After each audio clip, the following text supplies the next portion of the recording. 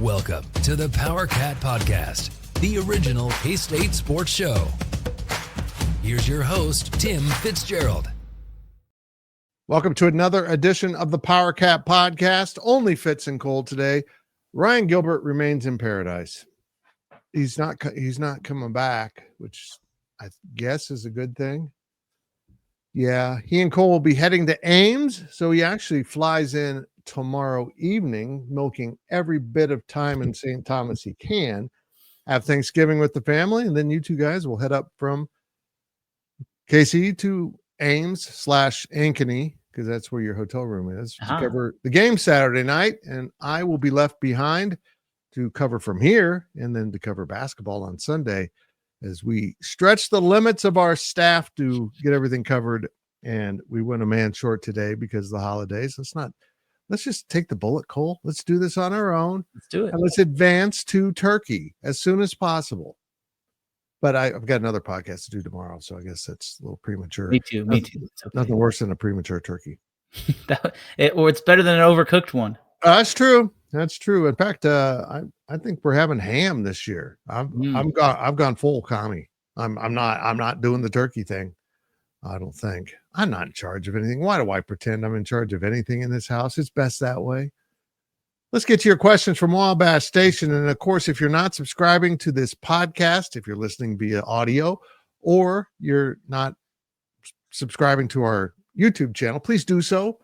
We have a sale right now at Go Powercat. It's our Black Friday sale, rolled out a few days early, 75% off. So if you've been enjoying our content, maybe you've seen us on YouTube and you watch the daily deliveries or this podcast, 75% off an annual subscription right now at Go Powercat. Get that special price for a limited time to get you that first year of your Powercat Podcast /GoPowercat.com. All of that subscription going. If you enjoy our free stuff you see here, you're going to love the stuff that we have behind our paywall, and of course our great community of K-State fans that generally get along. They generally do. Not much infighting there. They like to share opinions and, let other people share their own. That makes sense, Cole? I'm not sure. Let's look up the app. We have a 75% off sale. Everyone should go to gopowercat.com, click subscribe, and join today. That's what I'm after. Let's get going with your questions from Wabash Station. That's another benefit of being a member. You get to ask these questions for us to answer. First question of the day comes from Go Upercat. Let's get right to this, Fitz. If K-State pulls off a win in Ames, what exactly are the scenarios that get the team back to Arlington? You know what? Honestly, I have spent very little time actually looking into that because I don't want to jinx it. And honestly, I kind of know what it is. I mean, if you end up in a tie with BYU and Arizona State, you lose because you've lost both of those games. So that's not good. But the thing is if you beat Iowa State, you need two of the other teams to lose anyhow. So there's four two-loss teams that three of them need to lose on Saturday or Friday this weekend to get K-State to even have a chance and go into the tiebreaker pool. Now, the tiebreaker pool, if it's, four teams or something, if there's a bunch of three-loss teams at the end of the day, it really does kind of favor Kansas State because you eventually end up at strength of opponents' schedules in the Big 12. Strength of opponents' records in the Big 12. So who played the hardest schedule in the Big 12? And K-State generally wins that against everyone except Baylor. Depending on the outcome of some games this weekend, K-State or Baylor could win that discussion. But if it's a multiple team foray here and not just Arizona State and BYU, which have beaten K-State, K-State's in pretty good shape, but you need a lot to happen, don't you, Cole? You do. And really what it comes down to is this. You'll know a lot more after Friday's game. If Oklahoma State beats Colorado, then I think you can realistically start having those conversations about, okay, what needs to happen? If that doesn't happen, and if Colorado does beat Oklahoma State, which, I mean, Fitz, we can get into that here in a second. Yeah. But if Colorado does beat Oklahoma State, then really what it turns into is you need Houston to knock off BYU. you need Arizona to knock off Arizona State, and you need Kansas to knock off Baylor. If all of those things happen, then K-State, if they beat Iowa State, would advance to play Colorado. That is unlikely. I think everybody can agree with that. Yeah. All of that happening is unlikely. However, if Colorado does lose to Oklahoma State, then there is that little wiggle room to where you could have somebody like BYU win. You could have Arizona State win. You would just need the other to lose. Right. So realistically, what it comes down to is if teams are tied with 3 losses and Baylor is not in that group of 3 losses, then K-State will go to the Big 12 championship game. As long as it goes to that criteria. Right. If it gets weird is if everybody loses, which I talked about this with Brian Hanley on his when we were doing our spotlight game on the Big 12 Insiders. I'm of the opinion that literally anything can happen. And I didn't think I was going to be able to say that, but after last week, who's to say that Arizona can't beat Arizona State? Who's to say? Houston just made an offensive coordinator change. Somebody pointed out on our message boards correctly today, but usually when there's an offensive coordinator change, it either ends up very good or very bad. Well, if you're a K-State fan, you got to hope that the very good happens for Houston. And BYU is in free fall right now. They've lost 2 straight heartbreaker games. And so I don't know. I don't know about this conference. I have no idea. In years past, I would say it's not going to happen 100%. I don't think it's going to happen. But would I be shocked if K-State? No, I wouldn't be shocked because I've learned through these last 11 weeks not to be shocked by this conference. Yeah, it's just utter chaos at times, and we love it. But this is when it gets confusing because how will the chaos affect Kansas State? Now, let's be honest here. For the most part, we're going to have a good indication of what's going on. As Cole just said, you need Colorado to lose on Friday. It doesn't mean it's not an absolute you have to have that happen, but it sure would be helpful. It really would be. If Oklahoma State could pull that upset, I don't see that happening. Then you get into the Saturday games. You'll have Arizona State and Arizona playing. That's a 2:30 kick here in the Midwest and Central Time Zone. It's at Arizona. It's a rivalry game. Arizona State's playing tremendous football. I don't see that happening either. But again, it's the Big 12, and if one of those does happen, and keep in mind, at the bottom here is the very absolute. K-State has to beat Iowa State, period.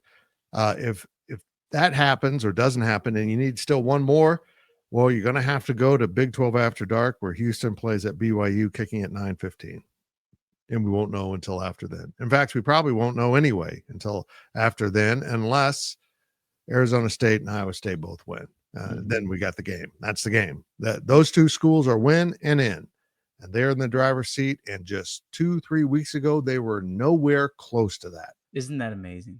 It's absolutely amazing how this conference turned upside down in a matter of weeks. Iowa State just lost 2 straight. And then they came back and won. And with that win, all of a sudden they're in the driver's seat. It's insanity, man. But here we are. And that maybe that insanity will continue through this weekend.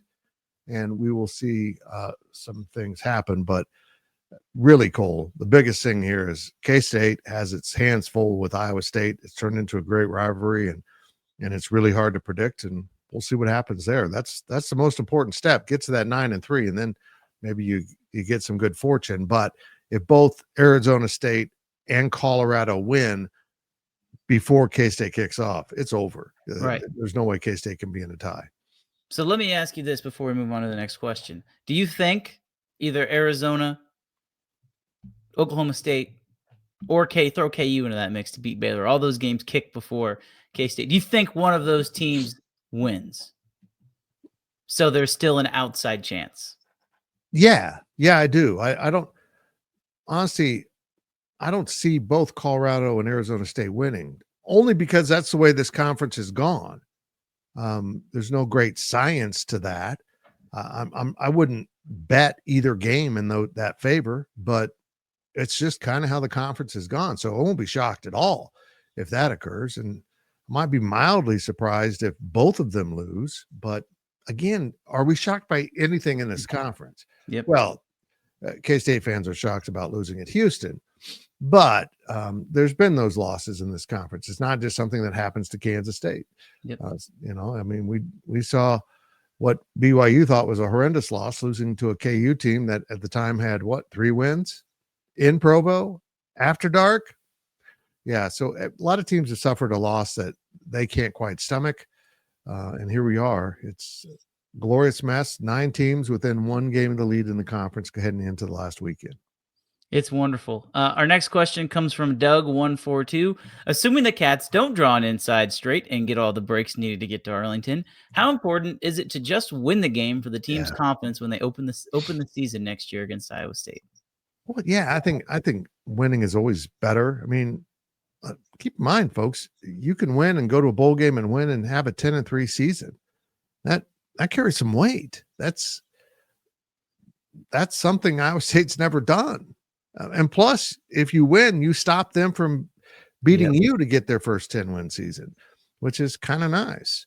In some ways, the roles are reversed from last year, although this was kind of settled before kickoff last year. And I think that was part of the deflation for K-State. They were out of it by the time the game kicked. And hopefully that didn't happen to them again, because it did affect them. But I would hope in a rivalry game that they're playing for enough pride where trying to win this game is important. And I think they feel like they've got some unfinished business with Iowa State after last year's game. I thought it was interesting in Chris Kleiman's press conference on Monday. He said that he wishes all the games with significance would kick off at the same time. That was an interesting comment to me, because to me that draws directly back to last year's game against Iowa State. I mean, I heard that and I'm like, oh, well, he's talking about last year's game, because it was clear on senior night that those guys were so distraught, whatever was going on in their head, that it got into their heads. And when they started to lose, it was one of those things to where, oh, well, we're not going to make the Big 12 championship anyway. What's the point? And I don't think this team is going to have that attitude on Saturday in Ames, even if they're eliminated before kickoff, because I kind of feel like they accepted that fate after the Arizona State game. They knew that, we're not going to make the Big 12 championship game. Now, had that been last week, and had they been eliminated last week as opposed to 2 weeks ago, I would be a lot more worried about this game. But after the way that they bounced back against Cincinnati with, you could say, quote unquote, nothing to play for, I don't subscribe to that. I think there's always something to play for. I think it'll, help them in this game. But really, to answer to the question, I do think it's important, because you are going to get a pretty good idea about this team. When I say this team, I mean Iowa State, before you get a chance to then turn around and play them in if it's 2 games. I mean, you're going to play them, then you're going to have a bowl game, and then you're going to turn right back around in, goodness, what is that, 8 months from now, and play them. And that might not seem like it's very close, but in football, that's very close, because assuming that it's similar personnel, which Iowa State's a young team, K-State's a young team, you're going to have a lot of tape to look back on and say, what did we do right? What did we do wrong? And I think having a victory over them on their home field goes a really long way towards building for next year. Now, let me go back to my first answer when I said I really haven't looked into it, because Cole, the other night, or the other morning, I guess it was, we were researching this with one of the simulators, and there's 25 different possible matchups in the Big 12 championship game. That's incredible, man. And one of those is actually Kansas State and Iowa State. That, of course, would include the first step of all the 2-loss teams losing. So you get to 3-loss teams going into the championship game. So there is a sliver, and I mean a sliver. I didn't look at the percentage, but to have that happen, it seems far-fetched, that Kansas State, Iowa State could meet in this game, in Arlington, take the bowl game off, and meet in Dublin to start next year. That would be insane. I'm not 100% sure on that, Fitz, but I think the basic math would say all the 2-loss teams lose, and then K-State and Iowa State, K-State wins, Iowa State loses, and they play again. To me, that would be how that would work. I'd have to go back and you have to get into the tiebreakers of who from the 3-loss teams win the tiebreakers. And, so I don't know what the exact formula is. Baylor winning, losing. Right. Tech, you've got other teams in there that complicate things. It's not just among the teams that we usually discuss. Right. You've got teams in there that could win or lose or impact tiebreakers. Even if they have a very small chance of getting in, they're in the tiebreaker, and they could impact who does get in. It's crazy how this works. It's amazing. Big 12 deserves this after last year's confusion. Oh, I agree. This is totally something that needs to happen. Next question comes from Daddy Longlegs. Could the outcome of the game could the outcome of the game in Ames impact fan attendance in Dublin? Much easier to sell very expensive travel packages if there are positive vibes around the team and fan base. It seems to me like the loser this weekend is going to have a very discontent fan base, and that even a bowl game win is unlikely to offset that. I don't think so. I don't either.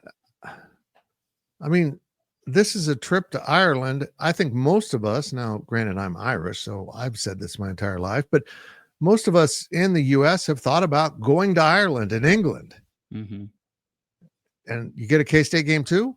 I mean, I think this is an opportunity for people to do a bucket list thing and get the K-State game as a bonus. So I don't know, win or lose, because keep in mind, it's a new season next year. Yeah. It's not like the continuation. If you're disappointed with how this season went, oh, damn, we only won 8 games. If you're disappointed with that, you're probably not inclined to go anyhow. I think the people that are going to go, one, it takes disposable income. And unfortunately, the Fitzgeralds don't have that, but we're going to have to find it because it's work. Two, it takes just kind of a hearty desire to go travel, even if it's expensive, because this is expensive. Dublin ain't cheap. And if you have those things, you're going to go, whether they win or lose in Ames. Now, I don't see people like, oh, well, okay, we won't spend the money. I think once you've committed to spending the money, you're probably going to do it. And it's the first game of the season. It's not a bowl game. It's a new year. Yeah. Yeah. If it was a bowl game and it was announced that they're going to go play a bowl game in Dublin, then I think it might be, people would be like, well, they don't know what's going to happen. But I think there's a lot of people who have already made their decision and have already booked their packages if they haven't already, or if they're going to. There's going to be a lot of Dublin airline tickets for Christmas in K-State households this year, I have a feeling. So I think that this game has absolutely nothing to do with that. But as far as the last part of the question, discontent fan bases, hell yes. If Iowa State loses this game, there are going to be some pissed off Cyclone fans on Saturday. You bet your bottom dollar that there will be some frustrated people in the great state of Iowa, because this would be an utter disaster for Iowa State. They were undefeated. People were talking about going to the college football playoff. If they lose to K-State on Saturday, there is going to be hell to pay in Ames, Iowa. This is a huge game for Iowa State. This is the biggest game, Fitz, of Matt Campbell's career. This is gigantic for so many reasons, which is why I like K-State.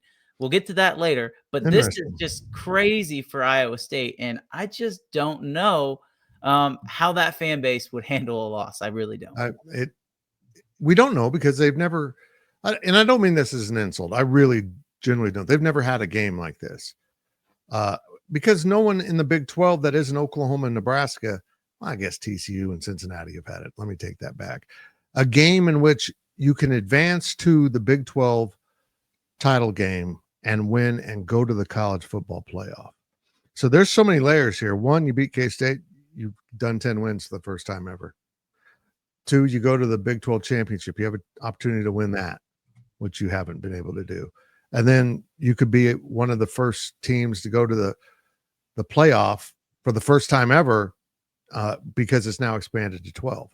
There's a lot of things at stake here for Iowa State, more so than Kansas State and their roughly 15% chance of getting everything to fall in place and get to Arlington. It's going to be really interesting to see how Iowa State handles it. You know that Eminem song where his palms are sweaty, knees weak, arms are heavy, there's vomit on his sweater already, mom's spaghetti? That is going to be a lot of Iowa State fans on Saturday. That was some quality rapping. Thank you. Right there. Thank you. Okay. Next question comes from El Camino Cat. K-State is blowing away the all-time K-State record in yards per carry for a season. The Cats are averaging 6 yards per carry, which is the best for any P4 school this season. The offense has taken a ton of heat the last few weeks, but can we take a moment to appreciate what they are obviously doing right on the ground? Yeah, I know. Everyone got frustrated. Maybe that's what's amazing is I think Conor Riley got so addicted to that inside run with DJ Giddens that got stuffed for 2 or 3 weeks in a row. Can you imagine what the average would be if he hadn't? Right. But it also indicates, folks, it's not that bad. You're about to do something historically you never have done before. You're about to see DJ Giddens end an entire football season, at least the conference, with more yards per rush than Darren Sproles. Insane. So can we slow down that the offense is awful?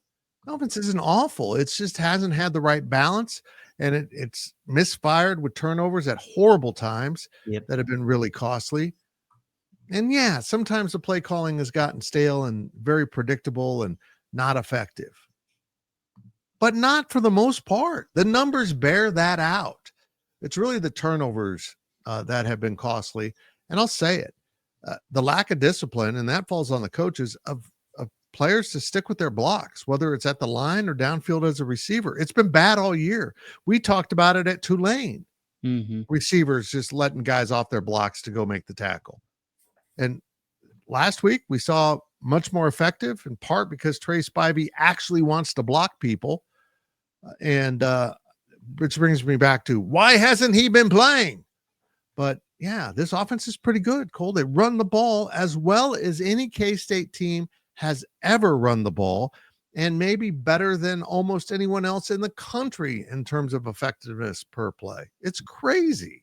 It's a weird situation because you look at their schedule, and like whenever they've won games, they've been absolutely fantastic on offense.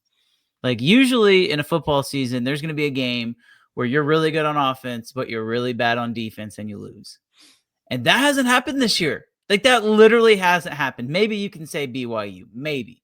But I think the reason why the defense wasn't very good is because the offense put them in pretty horrible positions. Yeah. So I wouldn't necessarily, agree with you if you said that, but go back and look at the stats. BYU didn't have many yards. I believe K-State outgained BYU in that game. Yeah, they did. They did, because BYU had 2 non-offensive touchdowns and 2 short field touchdowns, and game over right there. Plus they had, another touchdown or something. Look, they only had 1 sustained drive for a touchdown. It's crazy what happened in that game. It's madness.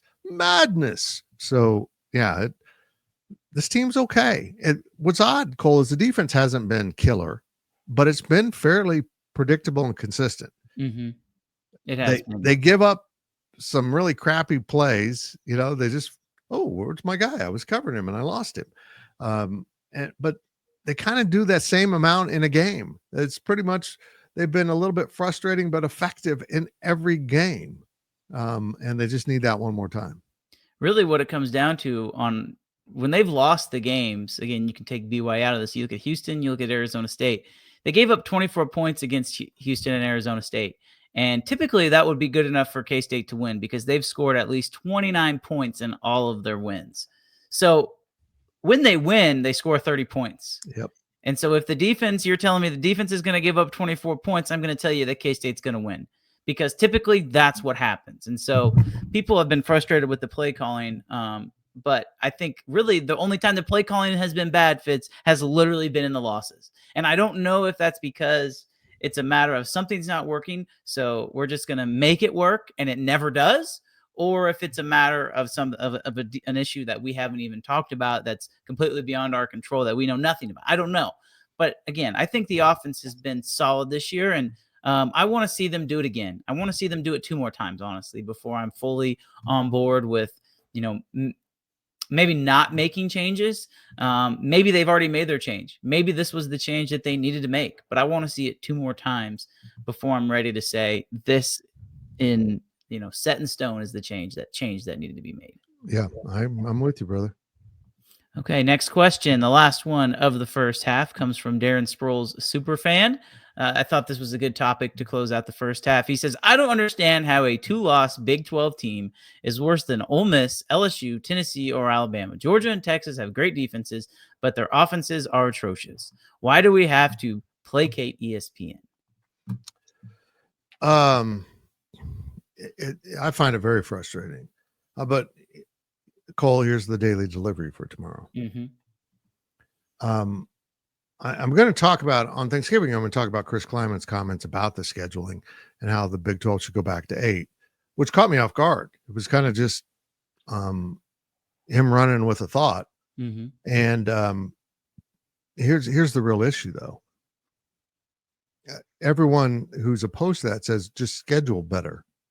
Why do you think the SEC and Big Ten want to schedule only themselves as power non-conference games? So you can never disprove this theory that they're superior.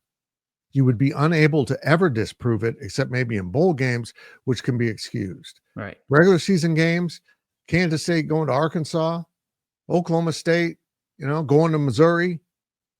They don't want that to happen. They don't want their hypothesis ever disproven by fact. So they're going to cook the books and only play against the Big Ten. That's what it's about. It's not about they're only worthy of us. By only playing them, nobody is worthy of the two put together. It's insanity. It's the destruction of college football for the enrichment of a few. And shame on you if you're in that few and you're fine with everyone else getting tossed overboard and in favor of you to just destroy the game that we love.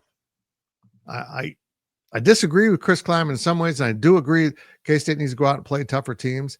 I thought the sticking with Arizona in the non-conference, while necessary in some ways, they should have looked around a little bit because that didn't help K-State at all. It might have if Arizona had been good, but that's a big chance of scheduling. Sometimes the team you schedule stinks. Yep. And they weren't bad when you scheduled them. So yeah, I agree. But it's hard to disprove the theory that a 3-loss SEC team is better than a 2-loss Big 12 team. And also you have to look at who you're losing to and where you're losing. And SEC's getting evened out a little bit right now. I mean, we just saw Alabama lose at Oklahoma, and Oklahoma's been beaten up all year in the SEC. It's starting to happen to them too.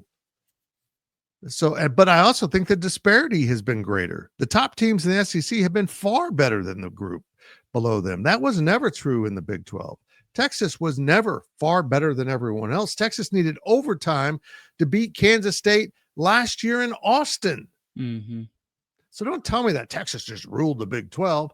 Get out of here with that bull crap. They don't want us in the Big 12 to be able to prove that we're competitive. They just want to cook the books and collect the money. Disgusting. And here's where I'm at, Fitz. It's honestly, and I look at this, and the game I circle when it comes to the SEC and the Big 12 is Arkansas and Oklahoma State. And honestly, for the Big 12, it's a good thing that Oklahoma State sucks. And the reason why it's a good thing is because that Oklahoma State team beat Arkansas. And you know what? Arkansas is 6-5 in the SEC.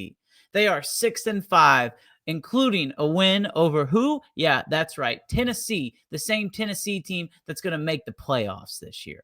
And the worst team in the Big 12 beat a team that beat that team.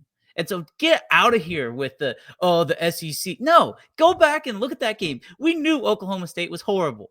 We knew they were bad. We knew Arkansas was horrible. And somehow Arkansas beat Tennessee. And again, this is just absolutely ridiculous that Tennessee gets to play UTEP in the second to last game of the season. That's great. That's wonderful. You know what? I'm with Chris Kleiman on this.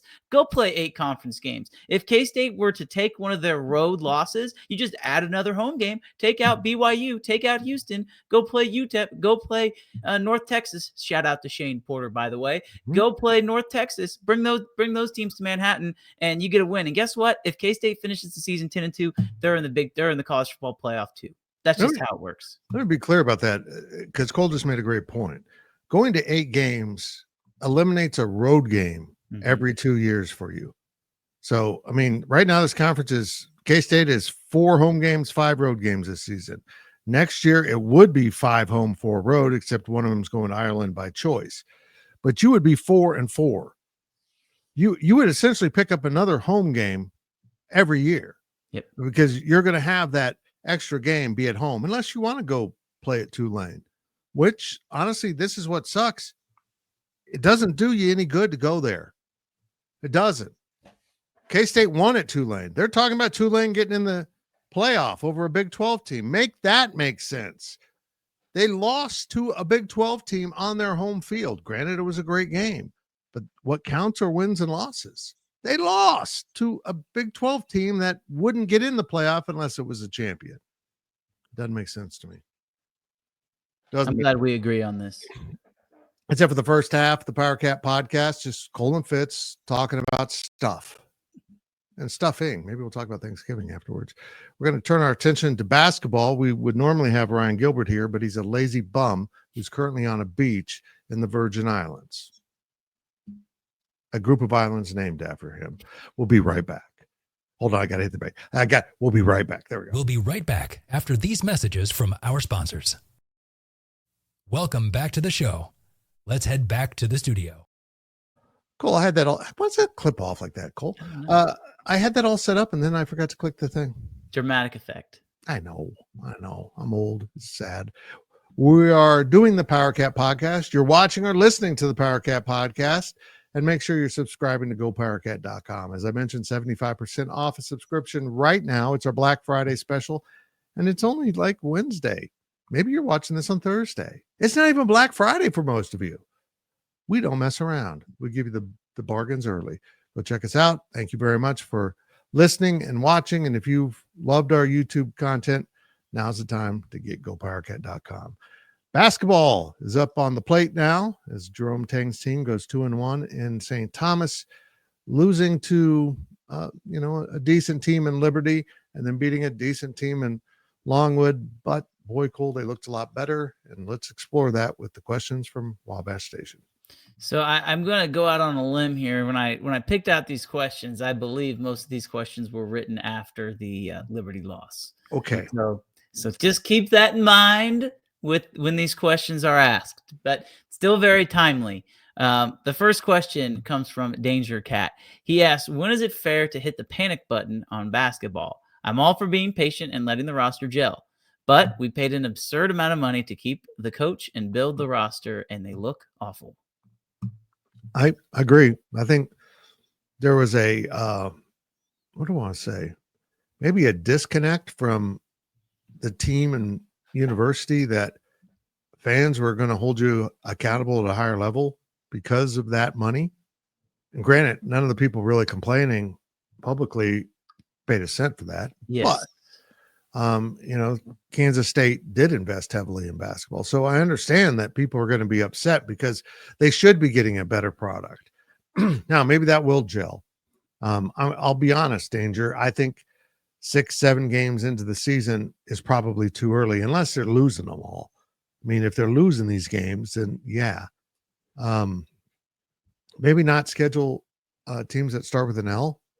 LSU and Liberty seem to be a problem. Maybe they got over that with Longwood. I would say you got to wait till Big 12 season, honestly, unless it's just been a tragedy and they're underwater already with a losing record going into Big 12 play, which won't happen.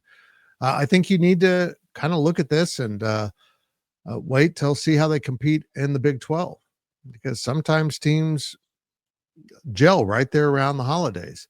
We'll find out. I'm hopeful that what we saw in the last game against Longwood will be more evident. Let's hope that wasn't just one hot day for Coleman Hawkins and the team. The team shot better than 50% from 3-point range in the game. So hopefully that is just a sign of things to come as they kind of settle into what kind of team they want to be. Yeah. And I mean, I push back a little bit when people say we paid a lot of money for this team, because again, as you kind of brought up, it's like if you are invested in this team, if you are someone who is a part of a collective, if you are someone who is a part of an NIL fund, then yeah, I mean, I am fully of the belief that you can feel like that. But it's kind of like me as a Kansas City Royals fan getting mad about a contract that the Royals handed out. We paid too much money for this guy and he's not doing very good. You're right. But all I care about is the fact that he's not doing very good. I don't care about how much money he's making. Yep. He's not doing very good. So he needs to be replaced, or he needs to be benched, right? So you can, that's why I struggle a little bit with that. I understand the sentiment. Trust me, I do. And I don't think it looks good when you have, so-called national reporters that are saying Kansas State's a top 5 NIL team and look what's happening to them. Like, again, it's 5-6 games into the season. I think the people that do that, quite honestly, do that for engagement and they do that for clicks. People don't pay attention to K-State. They just don't. They look at the scores. And so if you're embarrassed from that perspective, okay, I guess I can understand that. But I think that, again, it has nothing to do with money, Fitz. I think it has everything to do with the fact that it's a brand new team. I mean, it's literally a brand new team. And unless you were content with how last year ended, guess what? They needed to do something different.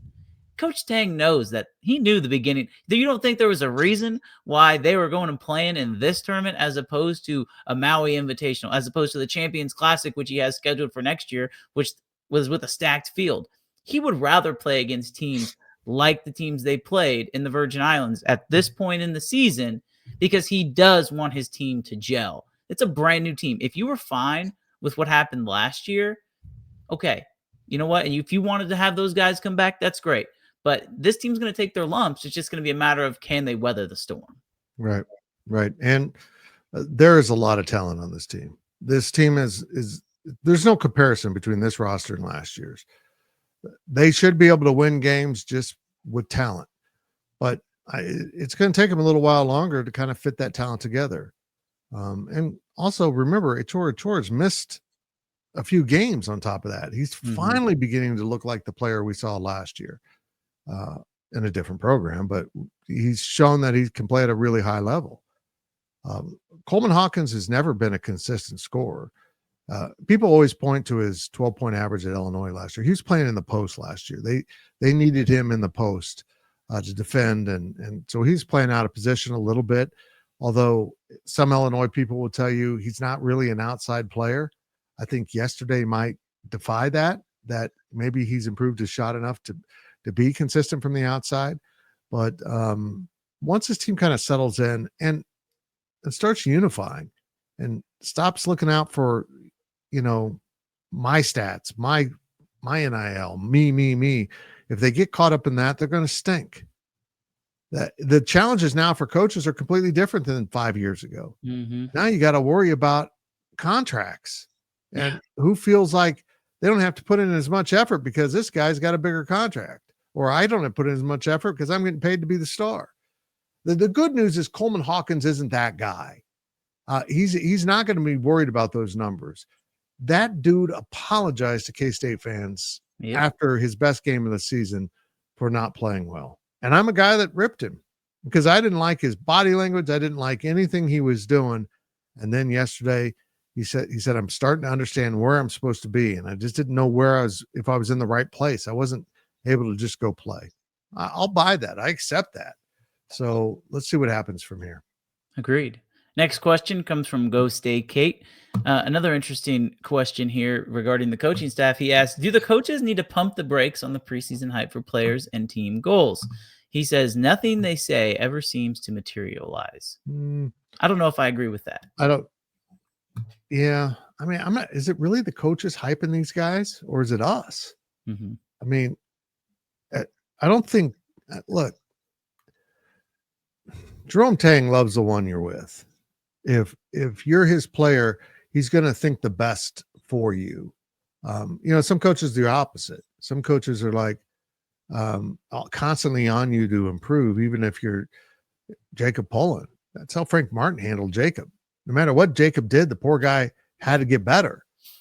But that's what that player needed and would respond to, and he did. Now players are a little bit different. They've been coddled throughout the AAU. If you coach them that hard, they're going to break. It's a sad reality. So he loves them up to try to get the best out of them, and it hasn't always worked. I mean, there's no magic formula to motivating players. Sometimes you hit it and sometimes you don't. And hopefully he's working a formula right now that's going to deliver this team to a better product by the time Big 12 starts. And he talks about Brendan Housen being one of the best 3-point shooters in America, Fitz. And I don't know. I've seen that kid shoot the ball multiple times, and every time he shoots it, I feel like it's going in. Now, Is there a problem? Maybe that he shoots all the time? Sure. But guess what? When K-State started rolling against Longwood, it's because that kid got hot. And so, maybe last year you want to go back to where he said Tyler Perry was the best three-point shooter in the country. That's fine. But you know what? I saw Tyler Perry hit some big-time shots. Did he have his flaws? He absolutely did. But you're right. I don't necessarily think they need to pump the brakes. They have goals. And if you don't have goals, then you don't have a very good program. And so when Coleman Hawkins says they want to make a run in the NCAA tournament, they want to win the Big 12, they want to go undefeated at home, I think it's good that the fans know that, because that they are holding themselves to a high standard. I go back to this. It's like when the Chiefs beat the Panthers on a walk-off field goal, Mahomes gets up at the podium and says, yeah, we need to win some games by blowout. Like, they're just not content with scraping by. I don't think this basketball team is content with how they're playing right now. You can tell that they're frustrated. And once they get past this level, once they push through this, I believe they're going to come across the other side. The question is, how good are they going to be? I don't know. But I know in a month and a half, they are going to be a lot better than they are right now. I would agree. Well, we'll see. Maybe the other teams will be better, and there's still a long ways to go for K-State. We'll find out. Yep, no doubt. Next question comes from a name I don't know if we've heard before. Hot Dog Cat. Great. Oh my gosh, I love it. Amazing. Hot Dog Cat, if you could tell us if you accept ketchup being spread over your body, I need to know that, whether I like you or not. Okay. What pre-conference game do you feel will be a true measuring stick to where the team is heading into conference play? I don't think there is one. This is a Bruce Weber-ish non-conference. This is a Jim Woldridge non-conference schedule. LSU's not very good, and they were probably the best team on it in case it got its ass kicked. Mm-hmm. Although I got to compliment them. They know how to schedule teams on the uprise, because Drake's pretty damn good. Yeah. That game doesn't look like such a give me now, does it, folks in Kansas City that were complaining about the quality of the game? Ben McCullum's gone up there and just picked up where he left off at Northwest Missouri State. It's incredible what he's doing. And I think James Johns is okay too, which is coming up in a week or so. Look, someone wants to go to that game, and I don't know if I want him to go, because I'm hurt right now, because he's just laying on a beach while we do the work. You know that, Cole? Why does he get to go to New York too? That game's at 10:30 in the morning Central Time. Yeah, that's going to be great. No, I think the answer to this question is Drake. I mean, that to me seems like the best team left on your non-conference schedule. And I wish that, maybe that was the last game before conference play, where they send him on Christmas break, kind of like that idea we've talked about, multiple times in the past. But really with this schedule, I mean, you look at it and they're going to have a nice little gauntlet of 3 games here. They get Arkansas Pine Bluff, who the Golden Lions are not exactly the most formidable opponent in the world. And then, as you mentioned, they travel to go to St. John's, not playing in the Garden. So that'll be an interesting atmosphere up there in Queens. Then they come home and play Drake in Kansas City before traveling to Wichita State on Saturday, December 21st. Those are 3 tough games. And, just because they're not high major opponents doesn't mean they're not good, solid basketball programs. I mean, Wichita State's undefeated right now. And say what you want to say about the schedule they've played, but they haven't lost, which is something which is better than K-State. So I think if they can find a way to win 2 of those games, particularly the game against Wichita State and Drake, would probably be the most ideal. I don't think you want to lose in the Sprint Center, and I don't think you want to lose at Wichita State. But if they can find a way to win 2 of those 3 games and head into conference play with 3 losses, is it ideal? No. But can you handle it? I think you can. Yeah, and if they run the gauntlet there and win them all, that says they're growing up. Mm-hmm. It's more about, I guess, that stretch than any one game. Good. Oh, sorry. I was looking at the schedule. It is the stretch. I would agree with that. Which brings us to our last question of the podcast. It's from Doug142 once again. He says, basketball is a marathon, but with a less than stellar non-conference slate, it feels like the Cats have dug themselves quite a hole in terms of the NCAA tournament. Between the St. John's, Drake, and Wichita State, which we just talked about, and the Big 12, what kind of record do the Cats need to get into the NCAA tournament?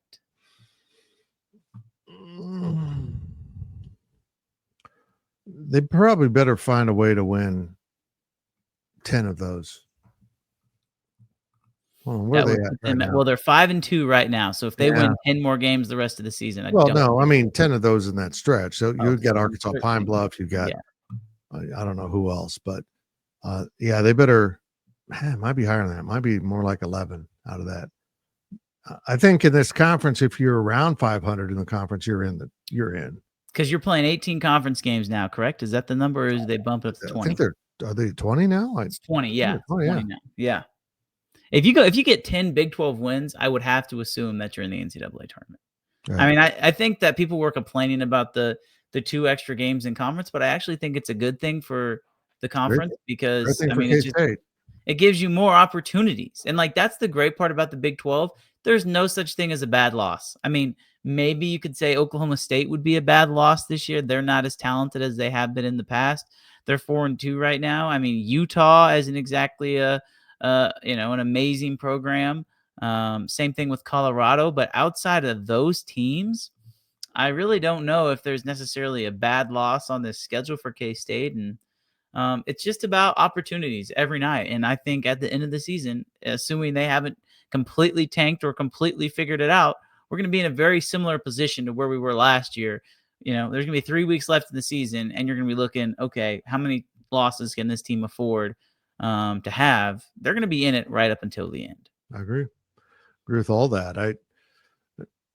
They just need to start playing better, period. I mean, if they don't more consistently become a good product, which I think they will with time, if they kind of stay close to where they're at right now, this isn't going to be an argument, but I feel like they're going to get a lot better as they kind of figure out where they can get points, who can generate from where, and kind of mature as a unit. And if they don't start becoming a team and just a collection of talented players, it's not going to be productive. You got to become a team and start pulling in the same direction, because if they have any people in that locker room that makes it about them, in this day and age, you're done. You're done. So we'll see if Coach Tang and his guys can manage all that, keep them on course, get them better. And it starts Sunday afternoon at 1 p.m. with Arkansas Pine Bluff, who only lost to Illinois by 60 points, 70 points yesterday? Something like that. I think it was in double overtime. This is really bad last overtime. Yeah. So is that it, Cole? That it? That is it. Oh, man. That's it for your day before Thanksgiving podcast. And make sure, if you're not subscribing to Go Powercat, you do it right now. The podcast is over. Go to gopowercat.com. Click that subscribe button, join button. It's bright green, lime green, and get rolling with 75% off for your first year. Thanks for watching and listening, everybody. Fitz and Cole rolling into Turkey Day. I want some ham. Ham, Cole, ham. This has been a GoPowerCat.com and Spirit Street production. Please support this show by subscribing to this YouTube channel or follow us on your favorite podcast platform.